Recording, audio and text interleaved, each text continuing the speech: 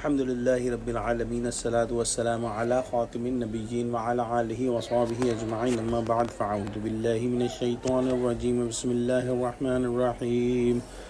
قال اللہ تعالی فی سورۃ التوبہ أَلَمْ يَعْلَمُوا أَنَّهُ مَنْ يُحَادِدِ اللَّهَ وَرَسُولَهُ فَأَنَّ لَهُ نَارَ جَهَنَّمَ خَالِدًا فِيهَا ذَلِكَ الْخِزْيُ الْعَظِيمُ۔ ترجمہ: کیا ان لوگوں کو معلوم نہیں کہ جو شخص خدا اور اس کے رسول سے مقابلہ کرتا ہے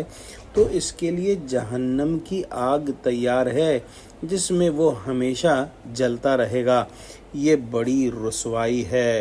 گویا یہ منافقین جو ہیں یہ دنیا حاصل کرنے کے لیے اپنی چالیں چل رہے ہیں،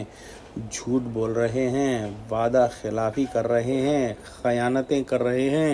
لیکن ان کو یہ نہیں اندازہ کہ ان کی ان حرکات سے نقصان انہی کو ہے، کیونکہ اللہ سبحانہ و تعالی اور اس کا رسول صلی اللہ علیہ وآلہ وسلم جو ہے ہمیشہ غالب رہیں گے، جیسا کہ قرآن کے اندر آیا ہے کہ اللہ اور اس کا رسول لازماً غالب رہیں گے۔ لہذا یہ منافقین جو کوششیں کر رہے ہیں یہ سب کی سب اکارت ہو جائیں گی، سب کی سب غارت جائیں گی، اور بدلے میں ان کو کچھ نہیں ملے گا ماں سوائے جہنم کی آگ کے، جس میں وہ ہمیشہ جلتے رہیں گے، اور اس سے بڑی رسوائی اور اس سے بڑی ناکامی اور کوئی نہیں ہو سکتی کہ کوئی جہنم کے گڑھے میں جا پڑے۔ ان منافقوں نے دنیا کے اندر رسوائی سے بچنے کے لیے نفاق کا راستہ اختیار کیا تھا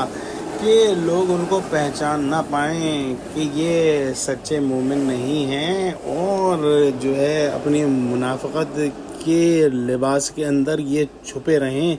تاکہ ان کو دنیا کے اندر رسوائی نہ ہو، لیکن یہ بھول گئے کہ اس دنیا کی رسوائی سے بچنے کے لیے تو منافقت کا راستہ اختیار کر لیا، اس سب سے بڑی رسوائی سے بچنے کا کیا طریقہ کار ہوگا جو کہ ان کو جہنم کے گڑھے میں پڑ کر ملے گی۔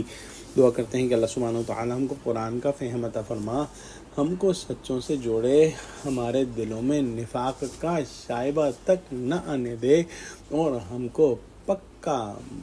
سچا مومن بنا دے۔ آمین۔ وآخر دعوانا الحمد للہ رب العالمین۔ السلام علیکم ورحمۃ اللہ وبرکاتہ۔